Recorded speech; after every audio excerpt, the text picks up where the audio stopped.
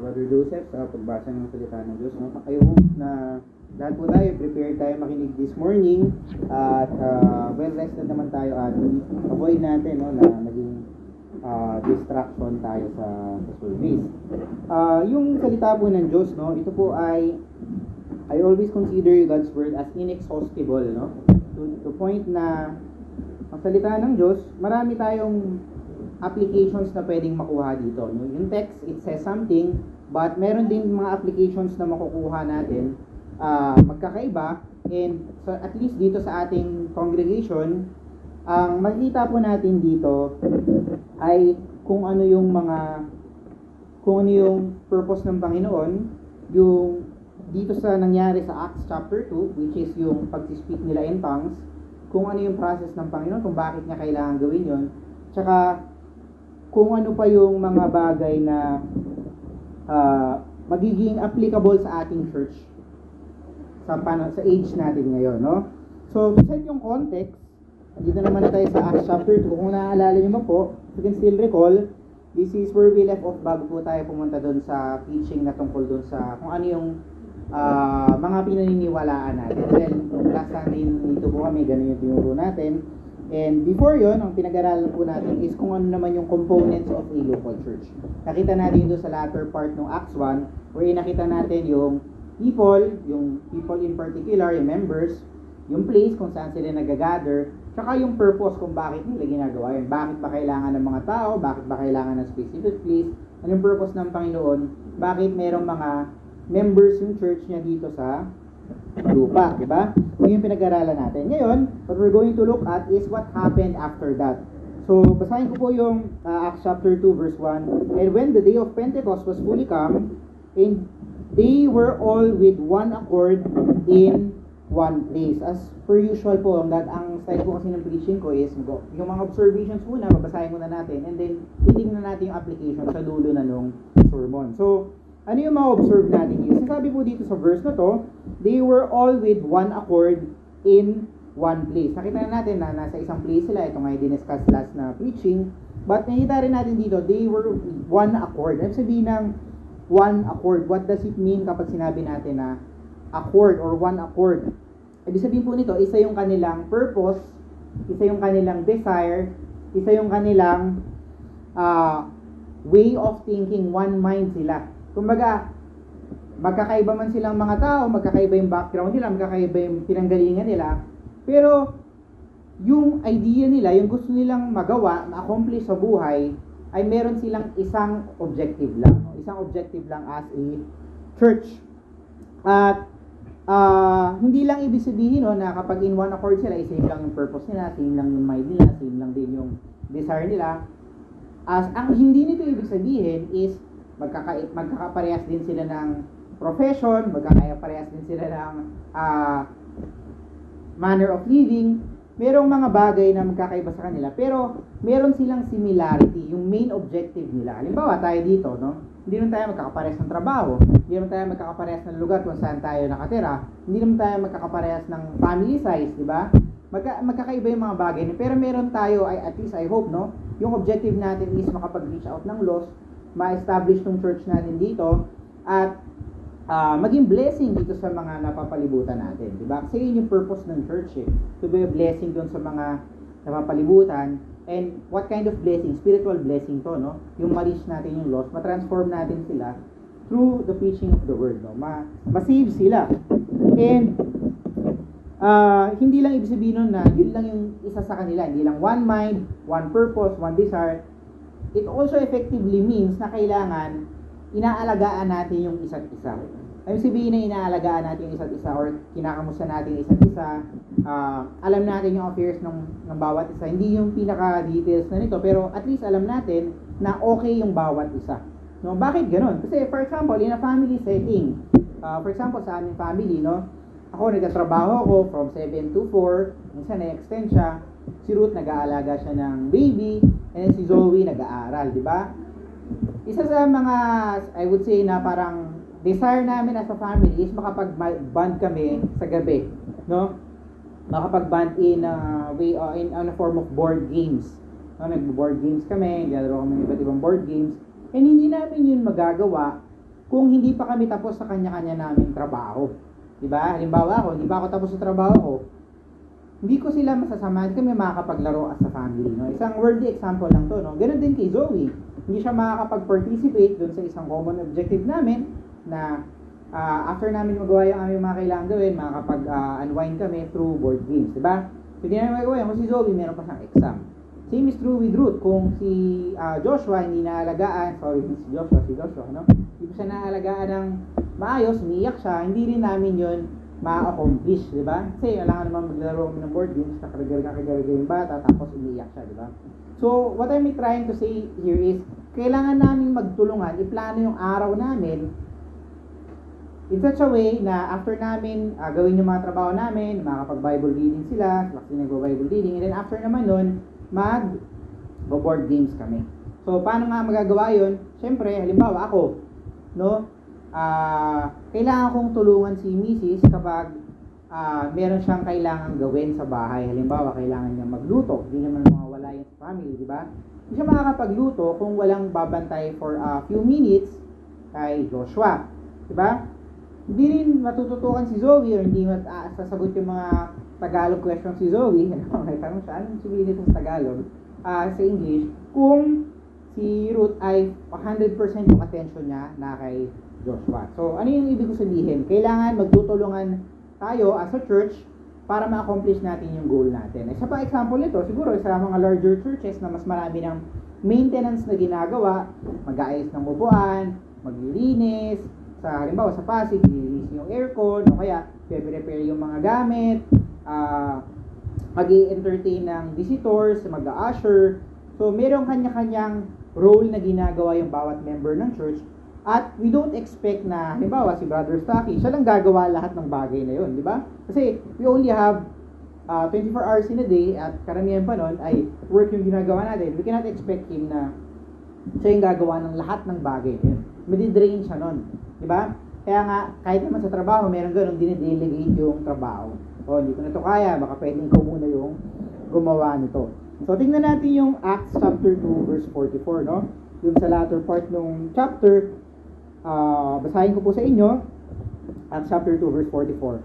And all that believed were together and had all things common, and sold their possessions and goods, and parted them to all men, as every man had need. And they continuing daily with one accord in the temple, and breaking bread from house to house, did eat their meat with gladness and singleness of heart, praising God, and having favor with all the people, and the Lord added to the church daily such as should be saved. Ngayon, nakita po natin dito yung concept ng communism, no? Hindi natin pinopromote yung communism. Pero, at a specific time dito sa church age na to, nag-decide sila na ito yung sa tingin natin na tamang gawin, no? Again, yung Bible, it doesn't say na tama yung concept. Sinasabi lang niya kung ano yung 100% accurately kung ano yung nangyari nung time na yon. Kasi may kita natin kapag binasa natin yung Acts na merong mga naging prosto, meron din mga naging consto, no, yung pag-practice nila ng communism. Okay. Pero at least dito, may kita natin kung bakit nila ginawa to. Okay? Na madadaanan natin yung later dun sa ating preaching. So, ang isa pang example dito sa church, di ba? Halimbawa, sa malaking church, may maraming mga bata. Hindi may iwasan na yung mga bata, nagiging makukulit sila, o kaya pwedeng maging maingay sila.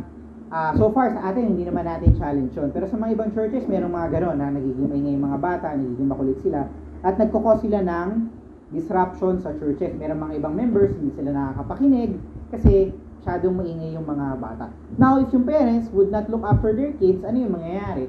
Hindi makakapag-work effectively yung church in a way na yung pinipreach nung preacher, sino man siya, ay hindi mapapakinggan ng maayos ng congregation, di ba? So, kailangan gawin natin yung part natin, gawin natin yung kailangan natin gawin para makapag-work effectively yung church. And in this case, ganito yung ginagawa nila. Kaya nga sabi dun sa verse 1, with one accord sila. Nagkakasundo sila dun sa kanilang mga bagay na ginagawa. Magkakasama nilang ginagawa yung mga bagay at hindi sila nagkakanya-kanya. So, punta rin tayo sa Philippians chapter 2. Philippians chapter 2, verse 2 hanggang 4, no? Philippians chapter 2, verse 2, verse 4. Sabi ko po, fulfill ye my joy. Si Paul po ito, kausap niya yung Philippians. That ye be like-minded. Ito po yung isang very important component ng isang church. Kasi sa church, pwede mangyari na ang isang church, hindi sila like-minded. No, pwede mangyari na iba yung kanilang desires, iba yung kanilang nasa isip. Okay. Kaya nga sinasabi dito kasi hindi niya masasabihin that ye be like-minded kung like-minded na sila. Diba? Ang desire niya, ang gusto niya mangyari, sana maging like-minded yung Philippians. Ano yung sabihin ng pagiging like-minded? Having the same love, being of one accord, again, yung word na yon, of one mind. Ngayon, ano yung sabihin ng pagiging of one accord and of one mind and of the same love? Nakita natin sa verse 3. Let nothing be done through strife or vain glory, but in lowliness of mind, let each esteem other better than themselves. Uunahin mo kung ano yung pangangailangan nung brethren mo.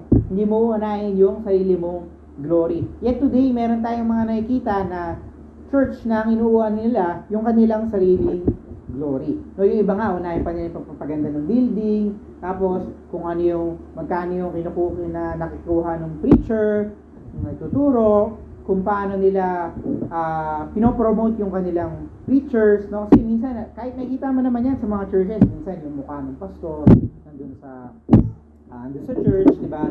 Kaya nandun sa mga website, hindi na yun surprising in today's age. Kasi kadalasan yung mga preachers in today's age, ang pinopursue nila is yung fame, no? Pero dito, may kita natin, ngayon kung pinopursue mo yung fame as a preacher, siyempre, ang priority mo is maging maayos yung pamumuhay mo, maging maayos yung branding mo, yung public figure na impression na nabibuild mo. Diba? Kaya nga, minsan may mga preacher na sila, celebrity pa sila.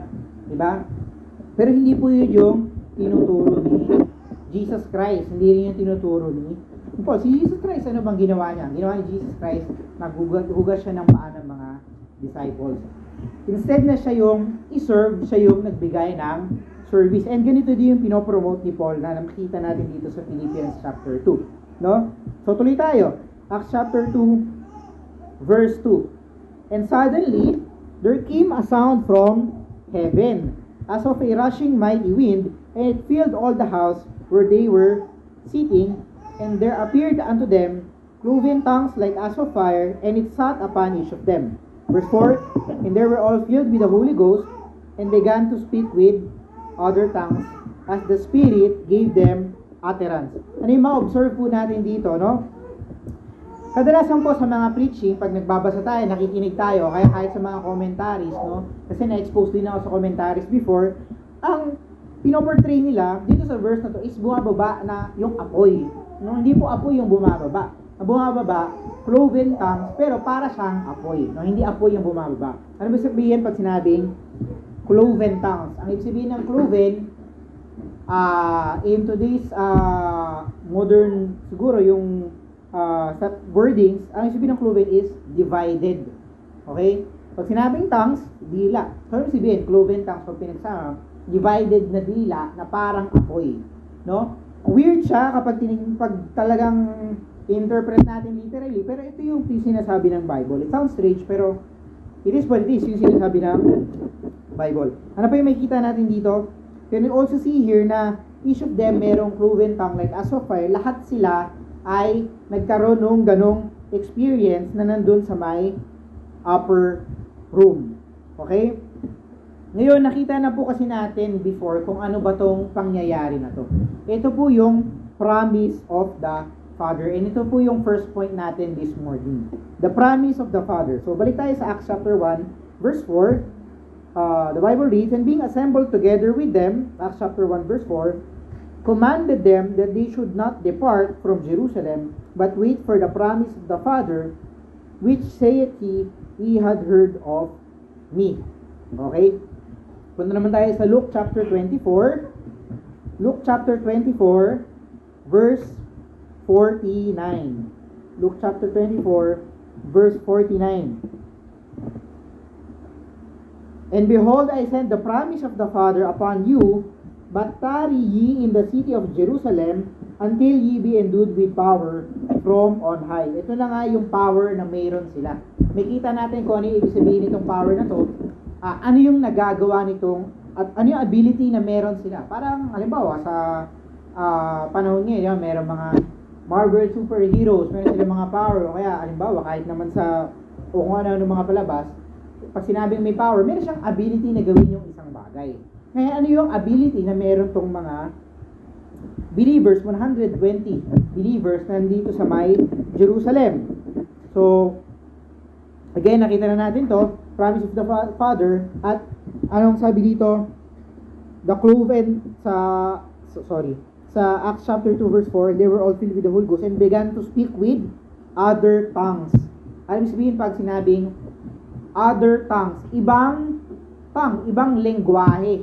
No, hindi ito babbling, kagaya ng nakikita natin sa mga Pentecostals. Diba? Ganun kasi yung, parang pag binabasa kasi ito ng mga Pentecostals, ang pagkababasa nila, and began to speak babbling tongues. Hindi po babbling tongues. So, other tongues.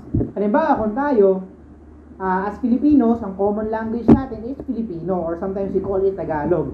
Pag pumunta tayo sa Cebu, ang salita nila ay Cebuano, kaya Bisaya, di ba? Ngayon, yun yung sinasabi dito, other tongue siya. It is a tongue, but it is another tongue na naiintindihan ng ibang mga taong nakakapakinig sa kanila. Okay? Hindi siya babbling na blah blah blah, gano'n, di ba? Hindi siya gano'n. Hindi siya yung parang wala kang kinakausap. Nung nagsasalita itong mga tao na to, which makikita natin sa mga susunod na verses, sila Peter, sila James, at kung sino pa yung mga kasama nila, group of 120 of believers, naiintindihan sila. So tuloy na nga natin.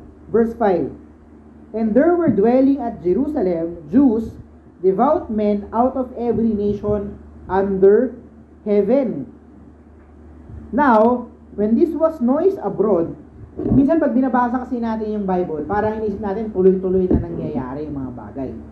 In this case, hindi po ito tuloy-tuloy. Kasi sabi nga dito, now when this was noised abroad, nung kumalat na to, okay, ibig sabihin, nung nagsasalita sila, nag-speak in tongues sila, in other tongues, hindi yun agad-agad na kumalat na.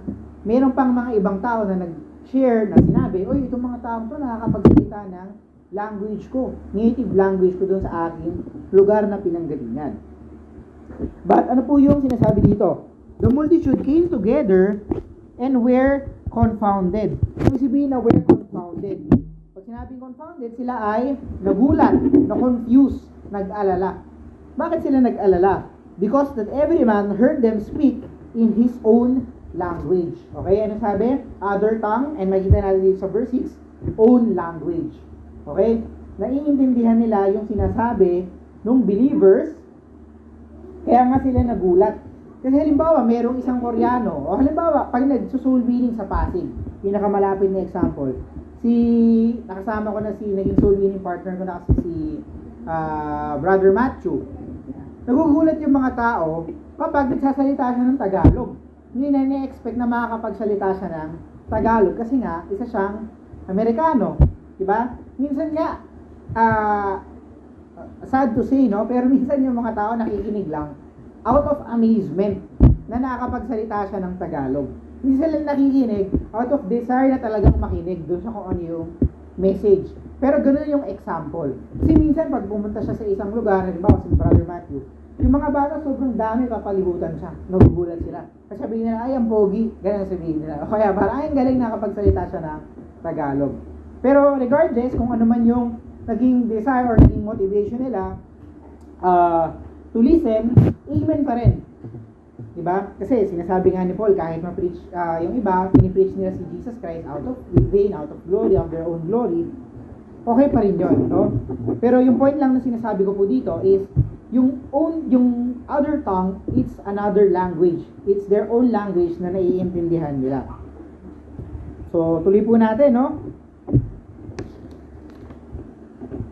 So, verse 7, and they were all amazed and marveled, saying one to another, behold, are not all these which speak Galileans? Hindi ba itong mga nagsasalita na to, itong mga nagpipreach, ay mga Galileans? No, hindi ba Ito galing lang sa isang lugar, isang province sa Jerusalem. Okay? So, ano ibig sabihin? Nagulat sila na itong mga taong to, may ability sila na makapagsalita ng ibang lengguwahe. Very surprising. Ngayon kasi sa panahon natin ngayon, hindi na yung nakaka-surprise. Diba? Halimbawa, may Pilipino, marunong magsalita ng Nihongo. Siguro sa kakapanood ng anime. Ganon. Pag meron namang isang Pinay na marunong magsalita ng Korea, hindi ko alam kung ano yung tawag, no? Siguro sa kakapanood ng Korean novela. So, gano'n, no? Nangyayari yung mga bagay na yon. Pero ngayon, nung panahon nila, kapag may isang tao na marunong magsalita ng ibang lengguwahe, surprising yun, magugulat ka.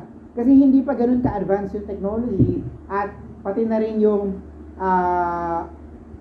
pa sila ganun ka-modernized na kung saan meron ng mga tao na nagtuturo ng ibang lengguwahe. Diba? Ano pang sabi na sa verse 8? And how hear we every man in our own tongue, wherein we were born? Parthians, Medes, Elamites, and dwellers in Mesopotamia, and in Judea, and Cappadocia, in Pontus, in Asia, Phrygia, Pamphylia, in Egypt, and in the parts of Libya, about Cyrene, and strangers of Rome, Jews and proselytes. Okay? Hindi, kasi may common misconception na kapag sila ay nasa Jerusalem, pare-pares lang sila ng language, which is hindi po ganon, no? We do hear them speak in our tongues the wonderful works of God. Unang-una, may kita natin dito kung ano yung pinipreach nila. Wonderful works of God. Kung ano yung mga bagay, mga ganda, dakilang bagay na ginawa ng Panginoon para sa kanila.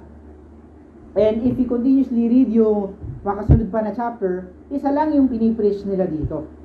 Ang pinipreach nila dito, yung kung paano nagsimula na yung Panginoon ay sumama sa Israel, sinamahan yung Israel, pinili as a nation yung Israel, pero hindi sila nakinig sa Panginoon, and there came Jesus Christ, yung anak ng Diyos, at siya yung nagpatuloy dun sa kung ano yung dapat na ginawa ng Israelites. Pero nung ginawa nila, yung crucify nila yung Panginoon, nagsuffer si Jesus Christ for the sin of the world.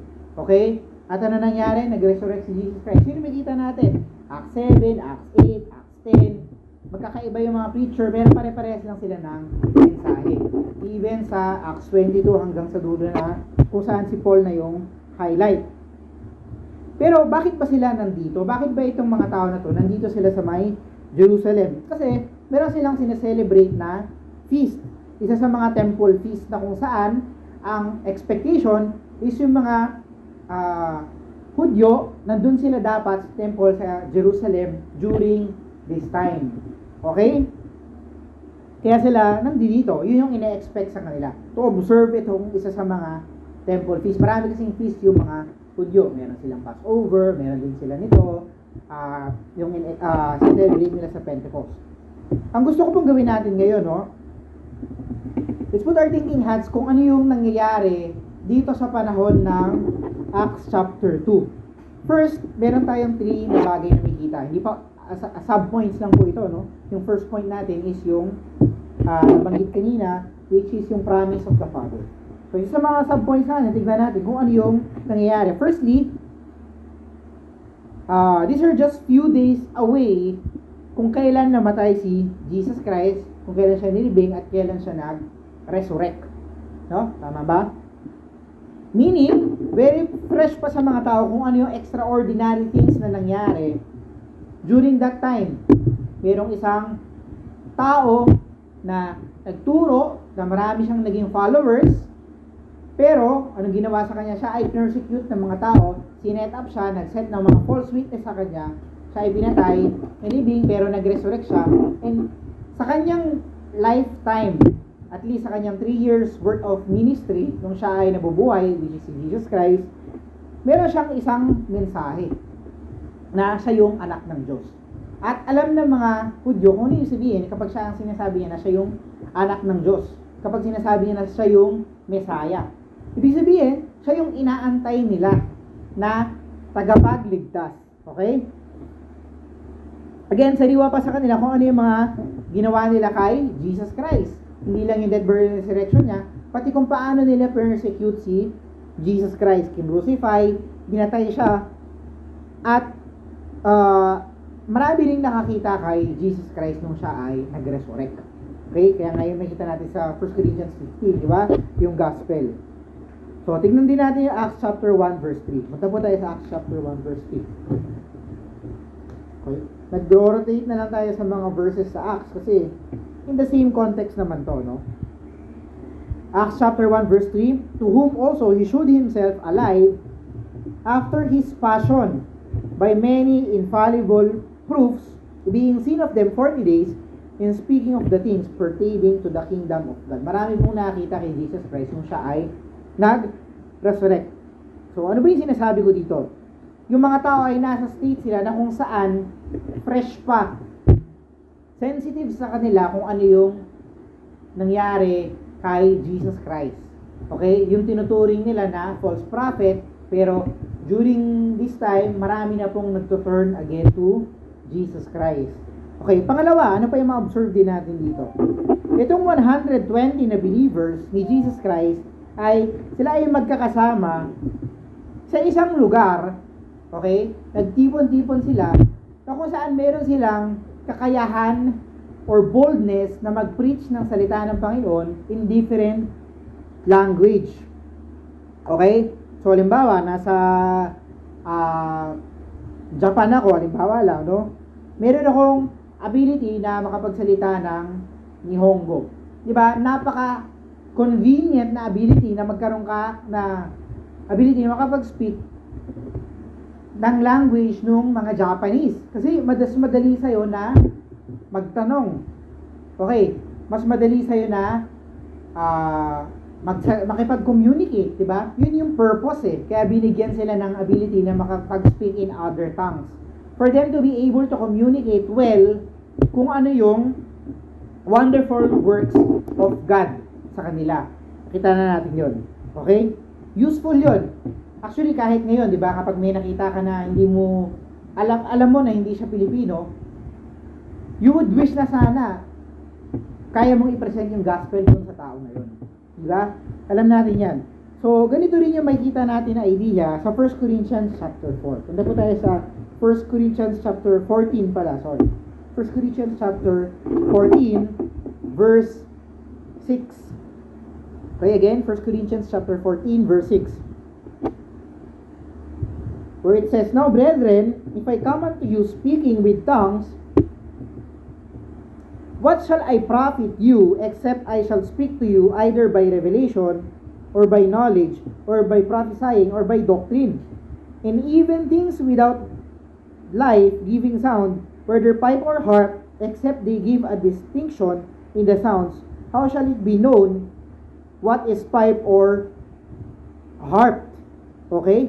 Yun yung sinasabi dito. For if the trumpet give an uncertain sound, who shall prepare himself to the battle? So likewise, except ye utter by the tongue words easy to be understood, how shall it be known what is spoken? First, ye shall speak into the air. Okay? Sa madaling salita, sinasabi dito sa verse na to, no? Sa verses na to. Ulitin ko lang, no? So likewise, except ye utter by tongue words easy to be understood. Unless, maliban na lang kung yung mga bagay na sinasalita mo ay madaling maintindihan. Okay? Hindi yung kung ano-ano yung mga sinasabi mo. Kagaya doon sa mga Pentecostals, alam natin yan, di ba? Maliban na lang na naiintindihan ka. Kung hindi ka naiintindihan, anong sabi dito? Sinong kinakausap mo? Hangin lang yung kinakausap mo. Kaya nga pa ulit-ulit dito sa chapter 14 ng 1 Corinthians, sinasabi na maging edification. You would want na ikaw ay maging edification doon sa mga nakakapakinig sa'yo. Hindi yung magkukos ka ng confusion. Yet, ganun po yung nangyayari sa mga churches today. Sinasabi pa nga nila na, ay, kapag hindi ka nakapag-speak in tongues, less spiritual ka. Okay? Ginagamit na measure ng spirituality yung pag-speak in hindi ko sabihin na pag-speak in tongues kasi hindi yung pag-speak in tongues na nasa Bible. Yung pagsasalita ng mga babbling words, no? Pag mas nakakapagsalita ka daw ng mga walang katuturang salita, mas spiritual ka. Yun yung measure na sinasabi sa Pentecostal. Pero hindi yun yung nakikita natin sa Bible kasi ang purpose ng Bible is to communicate. Dadaanan pa natin to in more detail later dun sa applications, no? Pero tuloy na tayo. Yung first point na makita natin dito is, again, fresh pa sa kanila kung ano yung nangyari kay Jesus Christ. Next, magkakasama yung believers at meron silang boldness na mag-preach kasi magkakasama sila, binigyan sila ng power yung Holy Spirit na makapag-speak in different language. And lastly, dito, makita rin natin na napakaraming tao dito sa lugar ng Jerusalem during that time, no? Hindi to everyday ganito karami yung tao na pumupunta sa Jerusalem, na merong mga tao from Mesopotamia, merong from Egypt, merong from Rome, merong from Crete, or meron din from Arabia. Hindi yan araw-araw ganun, okay? One-off lang to nangyayari. At least once a year nangyayari to, okay? So, okay, ano yung setting? Maraming mga tao na sensitive about kay Jesus Christ. Mayroong mga group of believers ready to give a message. And you know what this sounds like? Ito po ay para tayong nandun sa may park, sa may gentry. Diba? May mga tao na gustong mag-soul winning. Meron din mga tao na napakaraming tao at lalapitan na lang natin sila. Okay? At bakit ko sinabi na parang ganun? Kasi in this time, malapit na rin Christmas. Okay? Although we don't believe na yun exactly yung birth ni Jesus Christ, pero every Christmas, mas nalalapit yung mga tao, mas nagiging sensitive sila sa kung ano yung mga bagay patungkol kay Jesus Christ, kay Jesus, di ba? Kaya mas madaling makipag-usap kapag Christmas time o kaya Burr month. Mas madaling sabihin sa kanila na mas madaling silang i-persuade. Okay? Sabihin mo, total, magpapasko naman kuya. Baka pwede namin kayong makausap. Diba? Ganun yung sinasabi. Pag iisip natin siya, parang binubudol mo yung tao. Pero yun talaga yung job natin. Actually. Yun talaga yung responsibility natin. Yun talaga yung ministry natin. Is to persuade other people. To convince them na sila ay sinners na kailangan nilang maligtas through the gospel. Kung ano yung ginawa ni Jesus Christ. No? Huwag natin isipin na yung mga means na ginagawa natin ay parang dinadaya ko siya. Actually, lahat ng means, kung pwede natin silang preachan, gamitin natin. Okay? Halimbawa, si Jesus Christ, nung nag-preach siya, di ba? Nag-preach siya, alam niya na yung pakay ng mga tao ay pagkain lang. Okay? Pero hindi niya sinasabi na, akong pagkain lang yung pakay mo, huwag ka nang sumama sa akin. Hindi siya gano'n, no? Nile-leverage niya lahat ng tools. Kasi syempre, yung mga tao, kahit tayo, di ba? Na-experience natin to na kapag dumadaan tayo sa point ng life natin na physically, mahina tayo. Halimbawa, naghihirap yung family natin, meron tayong mga physical problems na na-experience. Di ba din yung time na mas gusto nating lumapit sa Panginoon at mas na-empower tayo to spiritually approach the Lord? Di ba ganun naman yun? Ganun din yung mga tao nung panahon na yun. No? Nagugutom sila, wala silang shepherd. Kaya ano yung ginagawa nila? Lumalapit sila sa Panginoon at siguro somehow na-encourage sila, kaya nga merong mga mananampalataya din noong panahon na yun. So, yung only difference lang siguro sa panahon natin ngayon saka sa panahon noon na very sensitive yung mga tao sa preaching, lalo na magpapasko, is hindi tayo nabigyan ng ability na makapag-speak in foreign language. And hindi yun naging kabawasan sa atin. Kaya hindi tayo makapagsalita ng foreign language, hindi yun kabawasan sa atin. Bakit? Kasi makakausap din naman natin mga Pilipino. Di ba? Hindi naman tayo dinala ng Panginoon, o hindi naman tayo ni-require ng Panginoon na mag-preach ka dun sa nasa Manila ka, mag-preach ka dun sa may Samar. Hindi ganun, no? Mag-e-expand muna tayo dito sa ating local vicinity at tsaka tayo mag-preach sa iba pang lugar na maaring iba yung language na mayroon sila. Okay? At bakit sila binigyan ng ganong ability? Bakit sila nagsasama-sama? Diba? Ang makikita natin dito is papasok na yung ating second point. Kung yung first point po natin, yung promise of the Father, binigyan sila ng ability to speak a foreign language. Makita rin natin kung ano naman yung purpose of the Father, which is yung ating second point. Yung purpose of the Father is to be able to communicate kung ano yung works of God. Kung ano yung ginawa ni Jesus Christ para sa kanila. Magsimula pa nung unang panahon hanggang dun sa time na si Jesus Christ ay nag-ascend sa Ama. Okay? Yung purpose ng Father is to reach the lost. Okay? At ganun din yung purpose natin ngayon. Yung purpose natin is to reach the lost. May, kumbaga tayo as a church, meron tayong iba't ibang ginagawa, pero meron tayong main purpose. Dapat yun yung main purpose natin is to reach the lost. Yung mga hindi pa nakakilala sa Panginoon, yung hindi pa saved, kailangan natin silang dalhin sa Panginoon. Okay? Hindi sila basta finil lang ng Holy Ghost for nothing, para maging sikat. No? Para maging sikat sila. Ay, ditong panahon na to, mayroong mga tao nakapagsalita ng ibang language. Hindi yun nagtatapos doon. Okay, ang gusto natin na maging story is nakapagsalita sila ng ibang lengguwahe at pagkatapos nun, may mga taong naligtas. At yun exactly yung mangyayari sa Acts. Diba? May mga tao, 3,000 souls saved. Diba? Yun yung mga makikita natin. Okay. At hindi ito kagaya sa mga Pentecostals na nag-speak lang sila for a show. Okay? It's not for popularity. At hindi lang naman yun kasi kahit ngayon mayroong mga taong ginagawa yung mga bagay na ginagawa nila for a show. Hindi po yun yung purpose, no? Ginagawa natin yung mga bagay na ginagawa natin para sa Panginoon. Sundin yung kung ano yung gusto ng Panginoon. Okay? Punta tayo sa Ephesians chapter 5. Let's go to Ephesians chapter 5, verse 17 and 18. Ephesians chapter 5,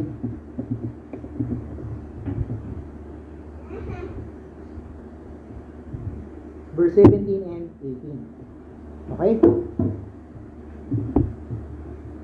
Sabi po dito, wherefore be not unwise, but understanding what the will of the Lord is. Kung baga kung yung purpose ng Panginoon. And be not drunk with wine, wherein in excess, but be filled with the Spirit. Ito po yung nangyari sa kanila. They were filled with the Holy Spirit. Okay.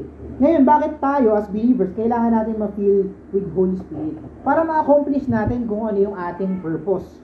Okay? Bakit kailangan natin magbasa ng Bible? Para maintindihan natin kung ano yung ating priorities. Diba? Bakit natin kailangan magbasa ng Bible? Kasi para maintindihan natin kung ano talaga yung importante. Ano yung importante sa hindi importante. Kasi we live in a world today na kung saan yung mga bagay na hindi naman importante, yun yung sinasaksak sa ating isipan. Okay? At tuloy tayo, no? Ito yung dapat na pinagpipray natin siguro as a church. Actually, hindi siguro. Dapat ito talaga. Na kapag bago tayo magkaroon ng service, bago tayo lumabas at mag-soul win, pinagpipray natin na sana magkaroon tayo ng boldness, i-feel tayo ng Holy Ghost, yung mga napag-aralan natin from Monday to Saturday, yung mga bagay na nabasa natin or naintindihan natin, pinis sa atin, sana maging mag-raise yun ng awareness sa atin kung ano yung dapat na mga bagay na ginagawa natin kapag Sunday, kapag Saturday, na kung saan magsimba tayo at mag-soul-winning tayo. Dapat ganun. Ganun sana yung mangyari. Di ba?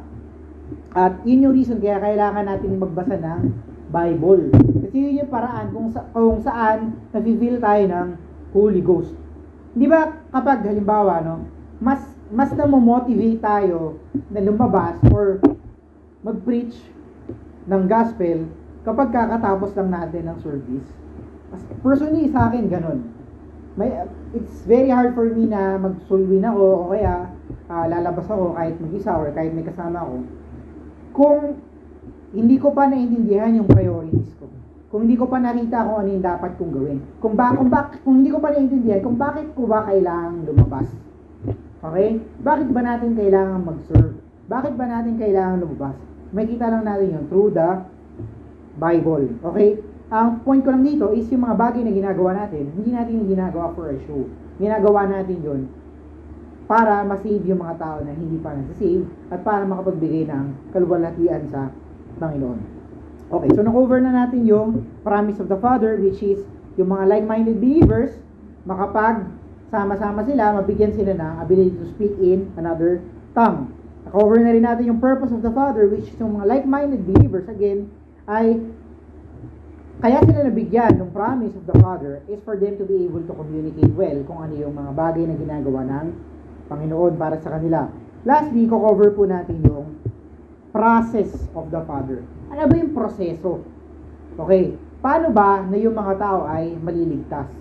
Okay, at nabubuhay tayo dito sa world na kung saan yung mga tao, ang sa tingin nila, yung pagsunod sa Panginoon ay anything goes. Okay?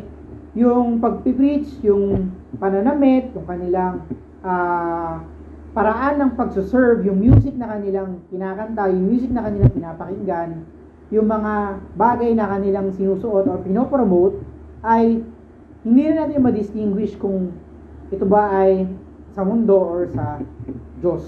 Diba? Nandun na tayo sa ganitong generation today. Like for example, before, few years ago, wala pang 200 years ago, yung homosexuality, yung same-sex marriage, hindi pa yan tinitignan na ay okay lang naman. Heavily ino-condemn yan. Okay? Pero ngayon, yung tinuturo na rin ngayon ng mga pastor ay okay na lang yan. Which is hindi yun yung sinasabi ng Bible. Hindi yun tinuturo ng Bible. Kumbaga, parang yung mga so-called Christians nowadays, sila yung nagmomorph sa kung ano yung sinasabi ng mundo. No? Sila yung nagtatransform. Whereas yung sinasabi sa atin ng Bible is be not conformed to this world, di ba? Dapat tayo yung maging tayo yung mga tao na nagtatransform sa kanila kung ano yung tama at mali. Okay. So, basahin natin. Balik tayo sa Acts chapter 2, verse 12 tayo. Acts chapter 2, verse 12. Okay? And they were all amazed and were in doubt, saying one to another, what meaneth this? Ano bang ibig sabihin nito? Okay. Bakit natin naririnig yung sarili natin lengguwahe? Others mocking said, these men are full of new wine. Kagaya nga ng binasa natin kanina, di ba? Sa Ephesians. Be not drunk with wine. Kasi akala nila na itong mga taon to, baka lasing lang. Kaya sila matatapang magsalita. Kasi yun yung isang similarity. Di ba yung tinatawag nga yung mga alak, spirits? Kasi yun yung din yung meron kapag ikaw ay filled with the Holy Ghost. Meron kang boldness. Okay, matapang ka. Courageous ka na magsalita ng salita ng Panginoon. Whereas kapag ikaw ay lasing, anong matapang ka ang gawin? Matapang kang gumawa ng mali. Diba? Matapang kang magyabang. Yung mga nagyayabangan, nalala ko dun sa place namin for sa May Sampaloc, every Friday and Saturday, meron mga nagiinuman. Okay, maingay. Mahirap makatulog. Okay. Lagi ang usapan nila kung paano yung sino mas magaling sa kanila. Okay? Pero mabuti na lang, wala namang nag-aaway sa kanila. Kasi, salamat sa Diyos, di ba? Kasi, dinis-allow na rin yung mga gano'n hanggang 10 p.m. na lang. Di ba? So, amen na nangyari yun. Okay, so tuloy pa natin. But Peter, standing up with the 11, lifted up his voice. Si Peter na nag-backslide, matapang na ulit siya ngayon, di ba? Nag-backslide si Peter, di ba? Tapang na ulit siya ngayon. And said unto them, ye men of Judea, and all ye that dwelt at Jerusalem, be this known unto you, and hearken to my words. For these are not drunken as ye suppose, seeing it is but the 3rd hour of the day. Again, alam na natin kung bakit nga sinasabi nila na nakainom. Kasi matatapang silang magsalita. Okay. But this is that which was spoken by the prophet Joel, and it shall come to pass in the last days, saith God, I will pour out my spirit upon all flesh. Okay? Which is ito na ngayon nangyari, na na-involve sila, na-feel sila ng spirit, ng Holy Spirit, and your sons and your daughters shall prophesy, and your young men shall see visions. Itong part na to, I'm not gonna say na nangyari na to nung time na yon, na nakakita sila ng visions. Kasi gradually itong mga bagay na to ay mangyayari. Okay, kasi yung mga prophecy naman, minsan yung part na to nangyari na, minsan yung part na to sa latter sa mga susunod pa na panahon mangyayari. Okay? Yun yung isang feature kasi ng mga prophecy sa Bible, bukod sa dual na fulfillment na nangyari na ngayon, tapos mangyayari ulit sa susunod. Okay?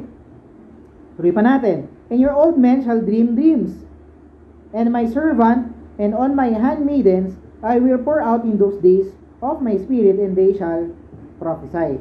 And I will show wonders in heaven above, signs in the earth beneath, blood and fire and vapor of smoke. And the sun shall be turned into darkness, and the moon into blood, before that great and notable day of the Lord come. Itong part na to, hindi pa rin naman nangyari, di ba? Alam natin, mangyayari to sa future pa. Pagdating ng Panginoon. Okay. And it shall come to pass that whosoever shall call on the name of the Lord shall be saved. Okay, ito yung process of the Father. Kung sino man yung paano sila makakatawag sa Panginoon. Ito nga yung sinasabi sa Romans, di ba? So, puntahan na rin natin yung Romans 10. Okay. Let's go to Romans 10. But while you're going there, makita natin dito is yung process ng Panginoon na kung saan yung mga taong tatawag sa Panginoon, sila yung maliligtas. At paano sila tatawag sa Panginoon? Kung sila ay, syempre, naintindihan nila kung bakit nila kailangan tumawag. Diba? Halimbawa, may nasusunog. Bakit niya sasabihin na, sunog, sunog? Ba't siya magsasalita ng ganun? Kasi alam niya na may sunog. Diba? Naiintindihan niya at nakikita niya na mainit, may nasusunog na part ng isang lugar, kaya siya tatawag ng saklolo. Okay, halimbawa, si Zoe, nung isang beses na muntik na siyang malunod. Sumisigaw siya, salita siya, di ba? Muntik na nga rin kami malunod no? Kasi hindi rin naman ako marunong lumangoy. So, ano yung sinasabi ko, no? Hindi naman si Zoe tatawag ng saklolo or ng help kung siya ay hindi nalulunod. Okay, di ba? Kaya nga, pag nagsishare tayo ng gospel, we see to it na naiintindihan ng tao kung bakit nga kailangang ma-save. Okay, parang isang surgeon, ba't mo kailangang operahan? Diba? Kasi merong something wrong sa loob ng katawan mo. Diba? Ganun yun. Kaya kailangan kang operahan. Now, let's read kung ano po yung sinasabi dito sa Romans chapter 10. Okay? Romans chapter 10. Okay. For whosoever, verse 13, for whosoever shall call upon the name of the Lord shall be saved. How then, ito po yung verse na nabasa natin sa Acts chapter 2 verse 21, cross-reference, di ba? Sa Acts 2:21, basahin ko lang ulit. Ito po yung sinasabi, it shall come to pass that whosoever shall call on the name of the Lord shall be saved. Sa Romans 10:13, for whosoever shall call upon the name of the Lord shall be saved.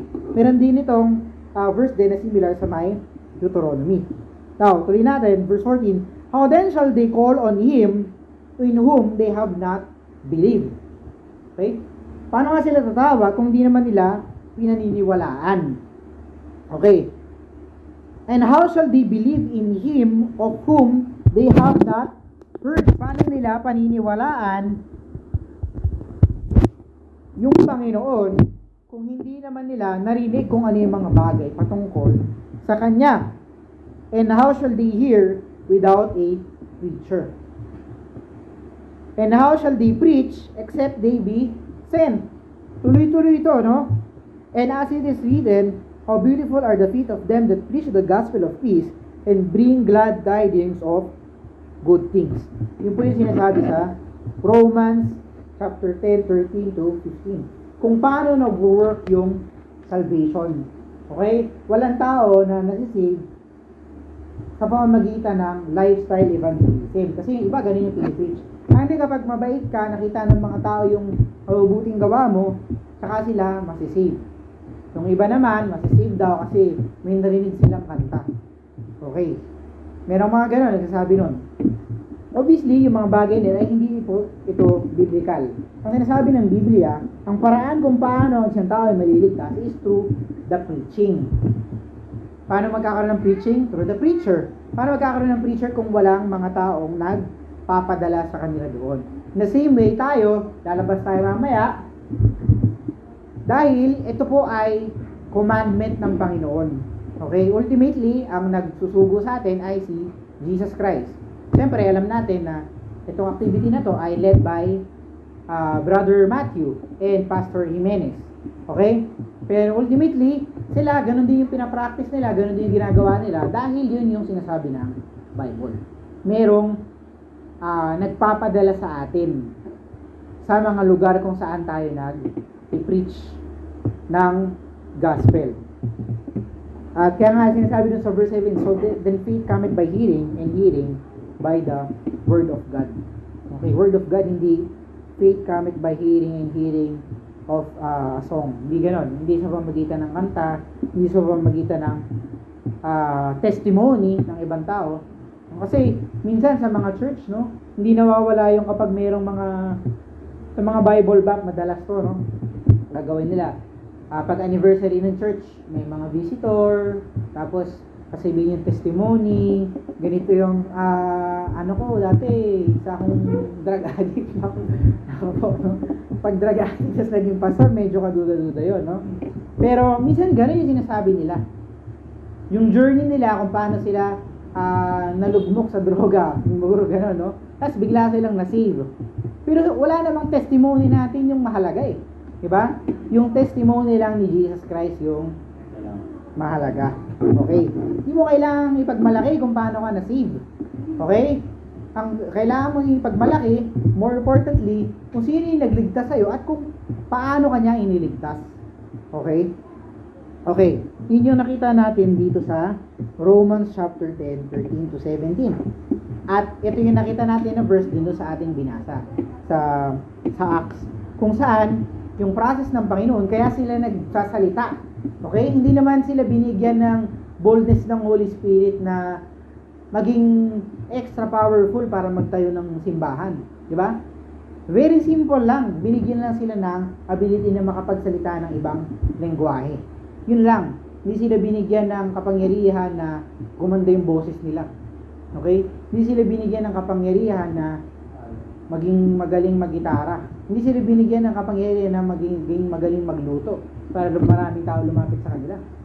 Simple lang, magsalita lang. Okay? Makapagsalita lang ng ibang salita, ng ibang lingwahe. Okay? Kasi wala naman taong maliligtas through water baptism, wala namang maliligtas sa pamamagitan ng kanta, walang maliligtas sa pamamagitan ng church membership, kung maganda man yung simbahan o hindi, wala namang maliligtas sa pamamagitan ng election, sinasabi ng election ng mga Calvinist, wala rin maliligtas sa pamamagitan ng ibang Diyos o Diyos-Diyosan. Kasi wala namang ibang Diyos. Kasi ganun yung sinasabi ng ibang tao, no? Paano naman yung mga tao na nasa malalayong lugar, paano sila maliligtas? Paano sila maliligtas? Kung paano tayo naligtas? Preaching of the gospel. Okay. Ngayon, kung problema mo talaga, kung concerned ka talaga doon sa mga tao nasa mga malalayong lugar, kagaya ng mga ibang tao na sinasabi sa atin, ba't hindi ka sumama sa amin mag-soul winning? Diba? Ba't hindi ka sumama doon sa simbahan natin? Kasi i-reach natin yung mga tao na yun. Diba? Kasi minsan yung mga tao nagiging parang philosophical na lang sila. Sabi na nila, paano pag hindi sila nakapakinig? Paano sila i-deal ng Panginoon? Diba? Masyadong iniisip yung mga bagay. Paano kaya kapag umulan mamayang gabi? Diba? Parang ino-overcomplicate yung mga bagay. Whereas ang kailangan mong gawin is mag-take part ka dun sa kung ano yung sinasabi ng Panginoon. Okay? Kung concern mo talaga na yung mga tao hindi pa nakakapakinig sa malalayong lugar, edi sumama ka. Ganun lang yung kasimple, di ba? Ngayon, no, nakita natin yung promise of the Father, yung purpose of the Father, and the process of the Father. Dito sa first few verses ng Acts chapter 2. Ano naman yung mga applications na makikita natin dito? Okay? Firstly, may kita po natin dito na ang kauna-unahan application na makikita dito na effective para sa atin na nagsisimula pa lang dito sa ating ginagawa is let's join yung mga soul winning na activities. Okay? Kung merong opportunity na siguro we can discuss this later on, di ba? Na kung merong opportunity na makapag-soul winning tayo every Saturday, good. Kung hindi, try natin na Sunday. Kung kapag nandito kami, syempre, I'm happy to lead yung soul winning natin dito. Kung wala naman kami dito, you can also explore kung kaya nyo makapag-soul winning after nung inyong makinig nung teaching, di ba? Isang option yun na pwedeng gawin. Kasi, bakit ganun? Bakit ba sila magkakasama? Bakit hindi pinapunta si Peter dito, pinapunta yung isa dito, pinapunta yung isa dito? Kasi mas madali naman talaga na magkakasama kayo mag-soul winning sa isang lugar as a group of believers. At hindi lang yun, no? Siguro, meron ba sa atin dito na nakapag-soul winning ng mag-isa? Meron ba? Ako dati, ginagawa ko yun. No? Ginagawa ko yun dati. Nung hindi pa kami nakapag-attend dun sa Pasig. And, quite honestly, hindi siya madali. Sa totoo lang, napakahirap. Okay? Kahit minsan, nagbasa na ako ng Bible, alam ko na kung ang gagawin ko. Pupunta ako sa mga bahay-bahay, napakahirap mag-preach ng gospel ng mag-isa ka lang. Ang pinakamahirap, para sa akin, ang pinakamahirap kasi na component ng share ng gospel is, ang pinakamahirap na component ng paglapit sa mga tao is yung paglapit sa mga tao. Pag nasimulan mo na siya, hindi mo na siya masyadong iniintindi. Diba? Pero yung magdadrive sa'yo, yung magmomotivate sa'yo na lumapit sa isang tao, diyan nagkakatalo. Pag alam mo na marami kayo, hindi mahirap para sa'yo na lumapit sa mga ibang tao. Kasi alam mo na may iba rin gumagawa nito. Okay? Hindi lang naman yun sa pag-share ng gospel eh. Kung alam mo na maraming tao na halimbawa,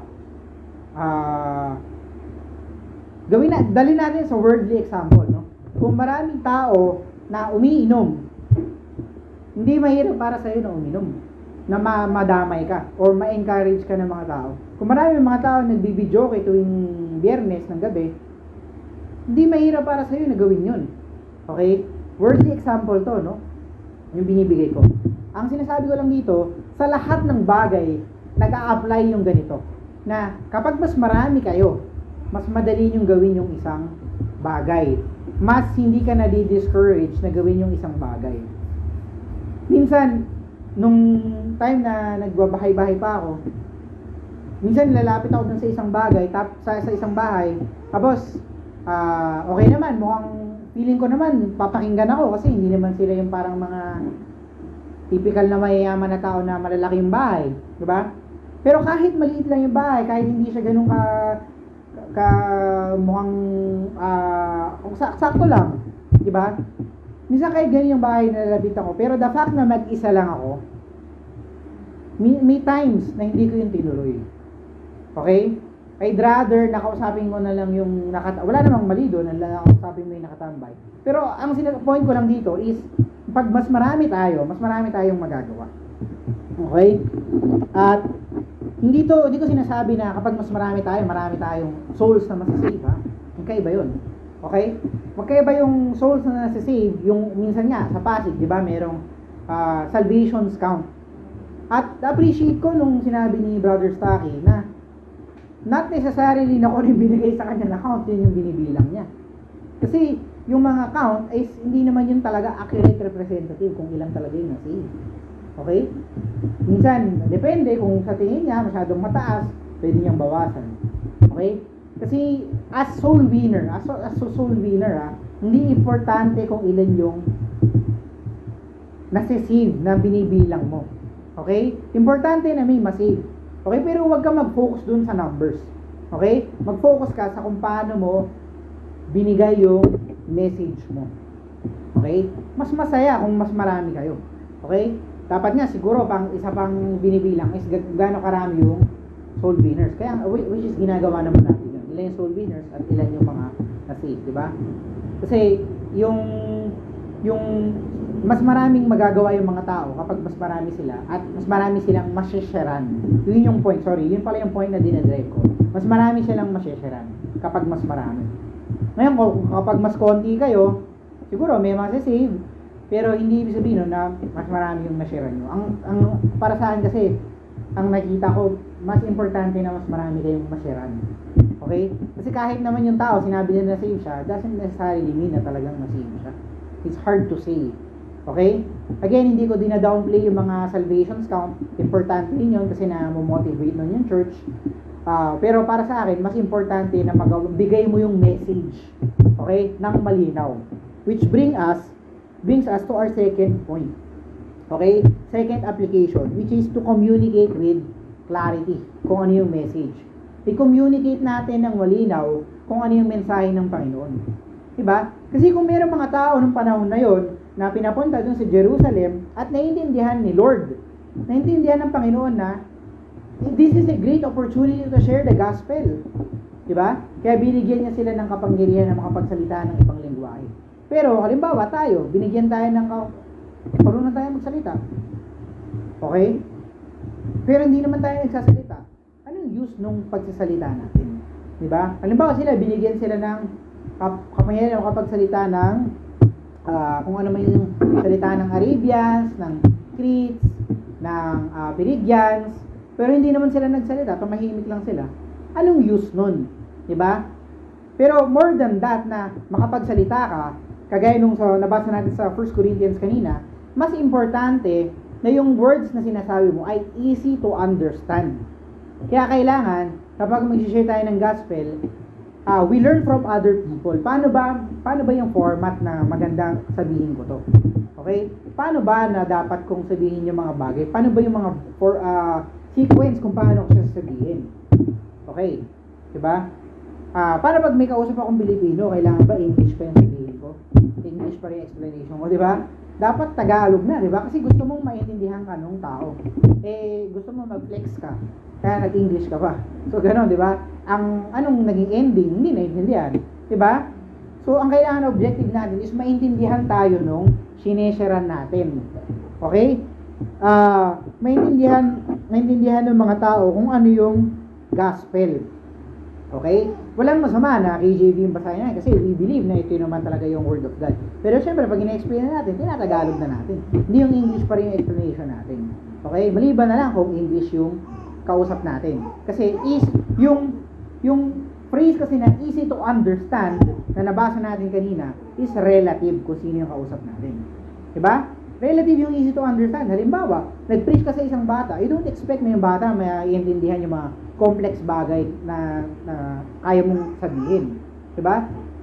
And syempre, kapag kausap mo naman is medyo matanda na medyo matigas na yung ulo, you don't expect din na magiging madali lang yung explanation mo. Kailangan ready kang mag-spend ng more time para mas elaborate kung ano yung gospel. Gets naman, di ba? Madali namang intindihin kung ano po yung point na ini-involve natin dito. Okay. At bakit ganito, no? Bakit kailangan natin makipag-communicate with clarity ng maayos, ng malinaw, ng madaling masundan? Kasi yung preaching, yung pagiging saved ng isang tao, hindi sa pamamagitan ng pagsayaw. Okay? Yung church ba ng Acts nagsasayaw? Hindi. Kaya bakit tayo mga churches ngayon nagsasayaw? Bakit? Hindi naman sila nagsasayaw, di ba? Hindi naman nagsasayaw yung church nung panahon na yun. Okay? Simple lang yung sagot. Kasi yung mga churches na nagsasayaw, gusto lang nilang gawin yung mga gusto nilang gawin, regardless kung ito ay tama or hindi sa Bible. Yun lang yung reason. Kasi yung flesh nila wants them to do things na masayang gawin. Siguro masayang magsayaw, no? Any form of dance, kung ano man gusto nilang gawin. Pero wala naman tayong makikita sa Bible na nagsayaw ng New Testament. Okay? So, ano pa? Yung pagiging saved kasi ng mga tao, yung paraan ng Panginoon ay through preaching lang at hindi sa pagkanta. Okay? Kaya, hindi mo pwedeng sabihin na gandaan natin yung mga kinakanta natin. Or tagalan natin yung pagkanta natin. Yung mga ibang church, ganun din, di ba? Mas matagal pa yung pagkanta nila kaysa sa pag-preach. Okay? Mas masaya pa nga yung mga tao na makinig dun sa participate sa pagkanta kaysa pa nagpi-preaching. Pag-preaching, tulog na. Minsan may ganun yung mga nangyayari. Kasi syempre nga naman, mas alive. Pero kailangan kasi nating maintindihan dito kasi yung mga preaching talaga, yung totoong pag-preach ay, yes, it's dynamic, but there are times that it can be boring. Yun yung reality ng pag-preach. Kaya meron nakatulog sa preaching ni Paul, di ba? At nahulog. Bakit? Kasi yung preaching can be boring. Can be exciting, can be boring, pero hindi you can expect na yung preacher lagi siyang nakakapag-preach ng exciting preaching. Okay. Pero yun yung paraan ng Panginoon. Okay? Siguro hindi man siya merong mga preachers na hindi sila dynamic mag-preach, hindi sila exciting mag-preach. Pero more important than that is malinaw nilang nabibigay yung message.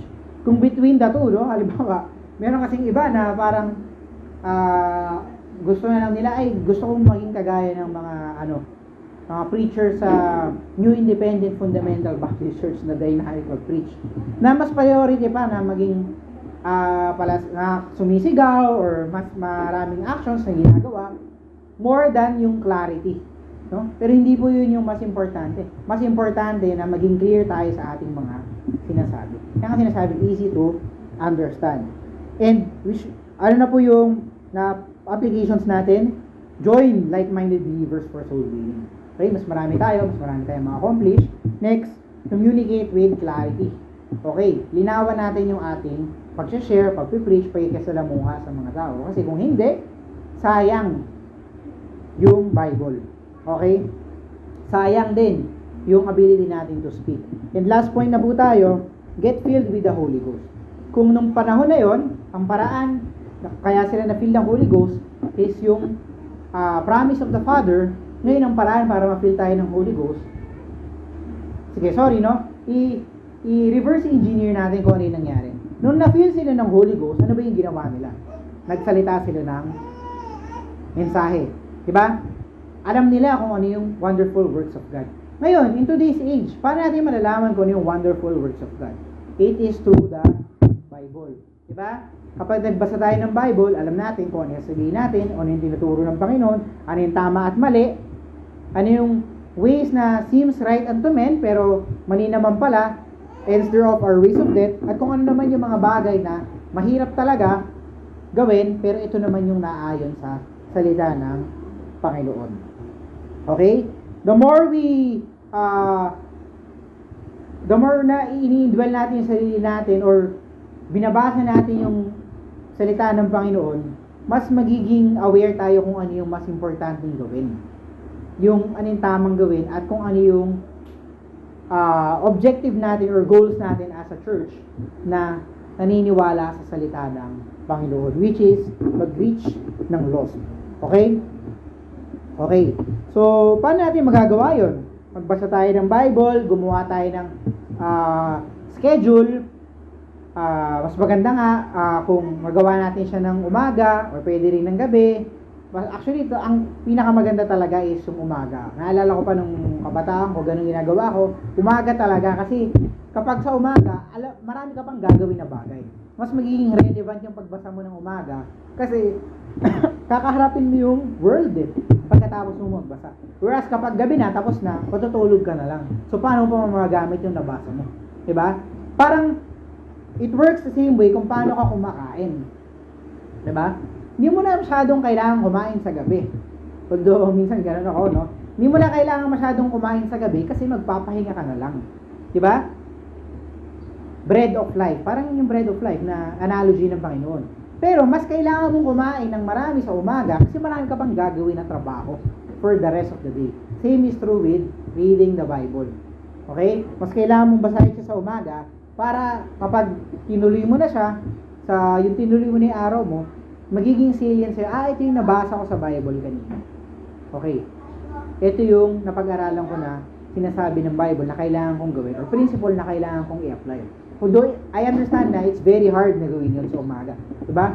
Kasi syempre, yun na yung, meron na tayong routine na ginagawa sa umaga. But I encourage everyone, including myself, na gawin yun every morning para mas malaman natin kung ano yung mga dapat nating gawin. Read the Bible, okay?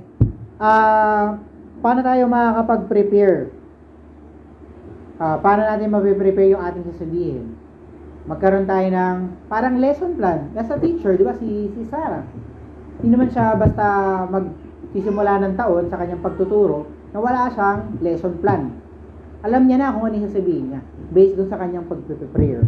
Okay? And also, talk to people about it. Kung ano yung sa tingin mo. Sa tingin mo ba, sis or bro, okay ba itong pag-represent ko ng gospel? Ano sa tingin mo yung pwede kong i-improve dito? Okay? So, sana po, naiunawaan natin yung ating mga napag-aralan. Nakita natin dito yung promise of the Father, yung purpose of the Father, and also yung purpose of the Father, and also yung process of the Father. At dun sa process of the Father, dun tayo mas nag-dwell kung saan yung mga applications na may kita natin, na kung saan, kailangan, malinaw tayong mag-convey ng gospel, sumasama tayo sa soul winning as a group, at i-feel natin yung sarili natin with the Holy Spirit through the preaching of the gospel. Let's close in the word of prayer. Panginoon, Lord, maraming salamat po sa pag-gather sa amin dito. sa place nila Brother Joseph, Sister Jackie. Maraming salamat po Panginoon na inaalaw niyo po ito every second Sunday of the week, Lord, at ito po ay sinusuport ng bawat isa sa amin, and also our sending church, which is yung Verity Baptist Church sa Sacramento, and also co-led by Brother Stucky, Lord. We pray, Lord, that we make the necessary adjustments in our lives, kung saan nakita po namin sa inyong salita yung mga kailangan namin gawin, and motivate us, Lord, through these kinds of preaching na mag-participate sa soul winning, for us to be able to do what you want for us, which is to reach the lost and be a blessing to the people that surrounds us. If we want, Lord, to have a church here, to grow a church here, that is the only way na magagawa po namin yon. That's through reaching the lost and also bringing them to the church. We also pray, Lord, for the future plans of this church, na kung saan man, Panginoon, ay makasama rin kami dun sa anniversary ng Verity Baptist Church Pasig. Kung ito man ay, Panginoon, ay kalooban nyo, ay matuloy po ito, makasama kami doon, ma-meet ulit namin yung aming brethren sa may Pasig, and also yung mga iba pang visitors, at makapag-take part kami sa dakilang gawain na pinaplano ng simbahan, Lord. We also pray, Lord, na sa susunod po, sa parating po na linggo na to, ay mai-apply po namin yung aming mga napag-aralan, at kayo po yung sumama sa amin sa lahat ng mga bagay na ginagawa namin. All these things we pray in Jesus' name, Amen. Pagin ko po ulit si